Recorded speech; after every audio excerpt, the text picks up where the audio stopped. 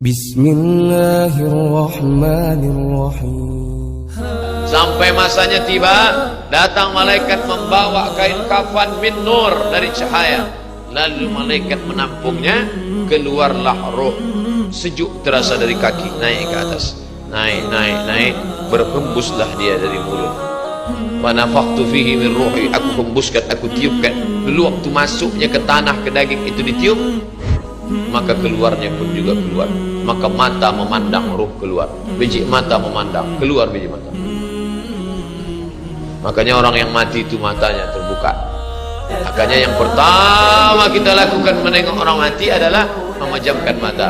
Allahumma ighfir li abdus samad warfa' darajatahu ma'al ghabirin. Inna lillahi wa inna ilaihi raji'un. Makanya saya jarang-jarang datang bila ada sebut Ustaz ada orang meninggal dunia. Sudah lama, baru sejam nanti saya datang.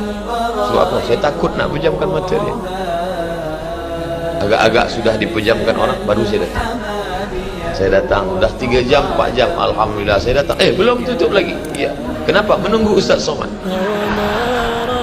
Paksalah saya tutup.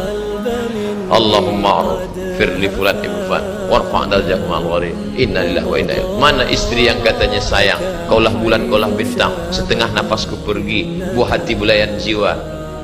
Ketika ruh ada dari jasad, memang betul kata dia sayang, tapi manakala ruh keluar dari jasad, dia pun takut menengok mata dia. Dia takut tengok kita. Dia takut jam pukul 2 malam, jam 1 tutup balik. Alhamdulillah. Begitulah kalau kematian sudah tiba. Sampai pada akhirnya dia tutup. Innalillahi wa inna ilaihi raji'un.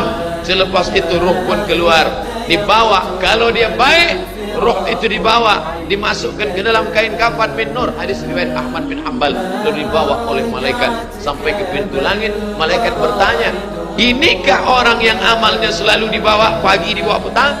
Inikah orang yang amalnya selalu dibawa hari Kamis? Inikah amalnya yang selalu dibawa pada bulan nisfu Sya'ban? Ya, inilah orangnya. Kam min masyhurin fil ardi wa lam yakun ma'rufan fis sama. Bukan hadis. Berapa banyak orang yang namanya masyhur di bumi, tapi malaikat tak mengenal dia. Tapi berapa banyak orang yang tak masyhur di bumi, tapi malaikat mengenal dia. Mengapa? Karena amalnya pagi dan petang dibawa oleh malaikat. Orang ini mana? Belum datang. Orang ini mana? Belum datang. Orang ini mana? Belum datang. Disambut dia, disambut kedatangannya. Masya Allah, tabarakallah. Mudah-mudahan kita termasuk orang yang disambut oleh malaikat karena amal soleh kita. Maka bila saya datang di satu majlis, malam tadi datang di Shah Alam, orang menyambut ramai. Malam ini datang ke Masjid Mu'az bin Jabal, ramai. Esok malam di Terengganu datang, tak tahu tak ramai tak tidak. Ramai.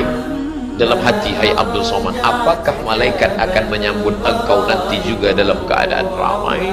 Kalau engkau ikhlas, ya. Tapi kalau tidak ikhlas, na'udzubillah. Nabi Isra Mi'raj berjumpa dengan orang yang sudah lama mati. Bagaimana rasa kalian mati? Apa kata mereka? Seperti kambing yang dikuliti hidup-hidup, seperti tebasan pedang di tempat yang sama beratus kali, seperti kail mata pancing yang masuk ke dalam kulit yang basah, ditarik, disentapkan sehingga terikut daging sampai keluar. Makanya selalu kita berdoa, Allahumma hawwin alaina fi sakaratil maut, taubatan qablal maut, taubat sebelum mati, wa rahmatan indal maut, dapat rahmat ketika mati, wa maghfiratan ba'dal maut, mendapatkan ampunan sebelum mati. Allahumma hawwin alaina fi sakaratil maut. Makanya doa selamat itu baca pelan. Baca pelan, merenungkan. Ini sekarang banyak orang baca doa selamat cepat-cepat. Maut. Maut.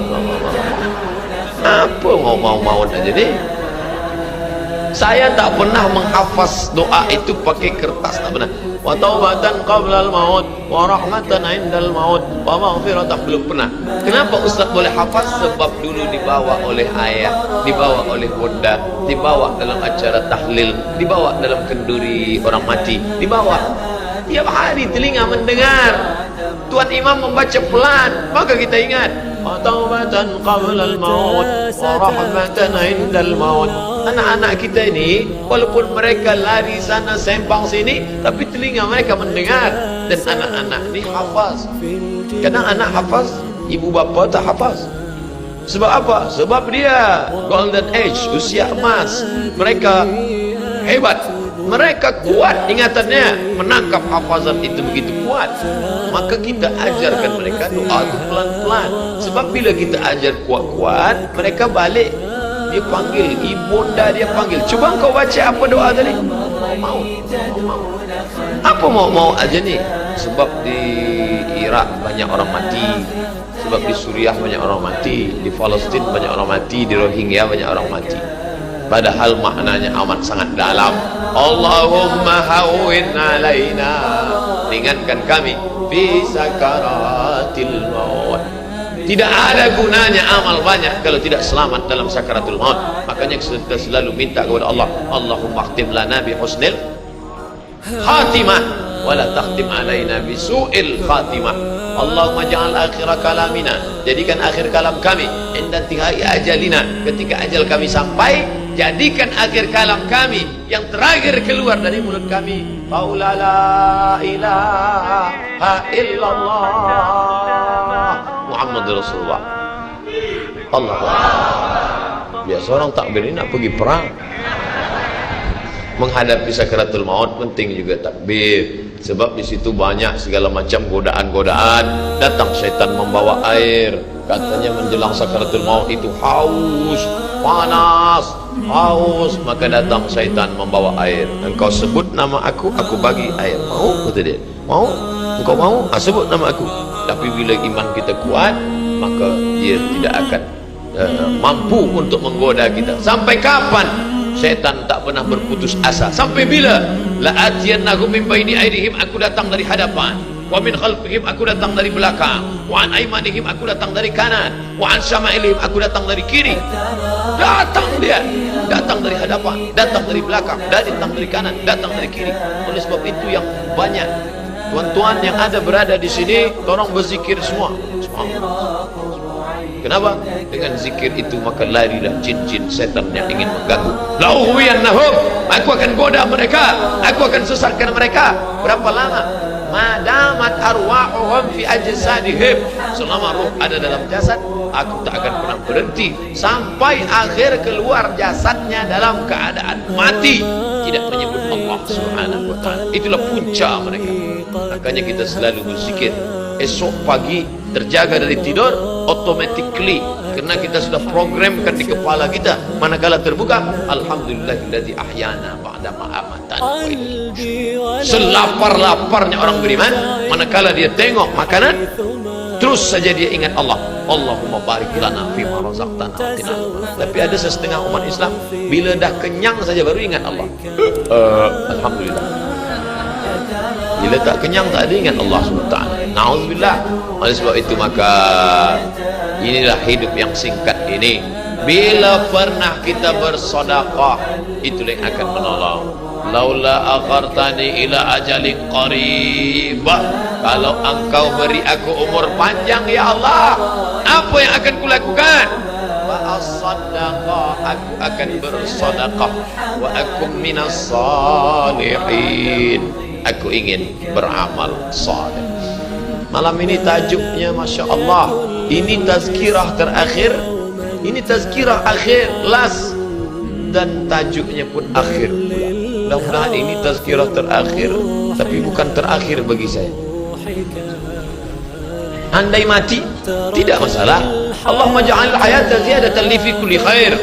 Kalau engkau takdirkan aku besok masih hidup ya Allah, jadikan hidupku itu ziyadatan li, sebagai amal tambahan. Kalau mati malam ini, Allahumma ja'alil mauta rahatan lana min kulli syarr. Kalau aku mati, maka kematian ini berhenti berbuat dosa. Orang beriman tak pernah sedih. Kalau dia mati, berhenti buat dosa. Kalau bertambah pahala. Andai Abdul Somad esok pagi masih hidup, bertambah pahala. Dia akan tazkirah, dia akan bagi pelajaran. Andai Abdul Somad mati malam ini, alhamdulillah, berhenti melihat dosa. Dosa apa? Masuk airport, dosa. Masuk ke plane, pesawat terbang, dosa. Dosa apa? Dosa mata. Takkan tak kita tengok? Mata terbuka, takkan kita tutup? Maka orang beriman sentiasa menjaga dirinya, tak pernah dia berkeluh kesah, tak pernah dia mencaci maki. Kenapa aku matikan aku ya Allah, kenapa umurku pendek ya Allah. Ridha kepada Allah. Itu yang selalu kita katakan, raditu billah rabba wa bil islami dina wa bi muhammadin nabiyyan wa rasula. Aku ridha. Ada yang lebih hebat daripada haji mabrur, ada yang lebih hebat daripada jihad fisabilillah, ada yang lebih hebat daripada zikir dan baca Quran. Apa dia? Ridha bi qada'illah, ridha menerima keputusan Allah. Makanya banyak lelaki yang ridha manakala meninggal istrinya, datang orang, apa tuan tak menangis? Aku ridha menerima itu. Memang dah lama aku tunggu-tunggu. Oh, ini bukan ridha, ini memang penyakit. Oleh sebab itu maka makna ridha adalah tak berkeluh kesah. Setelah orang masuk ke dalam surga, mendapatkan kenikmatan surga, Allah bertanya, "Madza turidun?" Hai penghuni surga, apa lagi yang kalian inginkan? Apa kata penghuni surga? Ridha. Tapi kau sudah masuk surga, ada yang belum kami dapat. Apa dia? Ridha. Yang mendapatkan ridha Allah hanya orang yang ridha menerima keputusan Allah Subhanahu wa taala. Man lam yarda bi qada', sesiapa sahaja yang tak ridha menerima takdir, walam yasbir bi bala'i, yang tak sabar menerima ujianku, wal yatlub rabban siwaya, carilah Tuhan selain aku. Hadis ini dhaif, tapi untuk targhib wa tarhib, untuk berikan semangat beramal, untuk fadail amal boleh dipakai, kerana ia bukan masalah akidah, bukan masalah halal haram. Jangan permasalahkan masalah. Bila kita sudah beramal, sudah baik, tak usah berkelahi masalah khilafiyah, masalah haji-haji, masalah sepele, masalah remeh-temeh, kerana ini hanya akan merosakkan hati kita sahaja. Berapa banyak hati rosak disebabkan masalah-masalah. Assalamualaikum warahmatullahi, Assalamualaikum warahmatullahi. Apa salam-salam ni? Padahal hati sedang lembut. Selama ini dia berzina, selama ini dia minum khamar, selama ini dia mabuk, tak ada pernah orang marahkan dia. Tiba-tiba dia dah taubat, dia masuk masjid, Assalamualaikum warahmatullahi, Assalamualaikum warahmatullahi. Dia nak salaman, apa salam-salam? Tak boleh salam selepas sembahyang. Ini bid'ah, wa kullu bid'atin dhalalah, wa kullu dhalalatin finnar. Kata dia dalam hati, aku mabuk 20 tahun, tak ada orang bagi tahu mabuk tu haram. Ini aku dah taubat, salam kau kata ramah. Ha, kata dia. Tinju. Bila sebelum sembahyang tadi belum ada bersalaman, selepas sembahyang baru bersalaman, hukumnya sunnah, mustahab, dianjurkan, disukai, kata Imam Nawawi. Belum sembahyang tadi tak ada salam, sebab dia lambat. Allahu Akbar. Lepas sembahyang dia salam, mustahab, dianjurkan, baik, tak salah. Bila sebelum sembahyang tadi sudah bersalaman, salam haji, salam datuk, salam tuan, masuk ke masjid, selepas sembahyang dia salam balik, mubah, tak jadi masalah. Yang tak boleh dalam sembahyang bersalaman, itu tak boleh. Datuk sehat, itu tak boleh. Oleh sebab itu mari kita jaga hati kita yang dah baik, yang dah elok ni, jangan dirosakkan hanya kerana masalah-masalah kecil, masalah-masalah khilafiyah, melunakkan hati. Kayu patah boleh disambung, kaca retak boleh direkat, tapi hati rosak malah membuat akan pecah.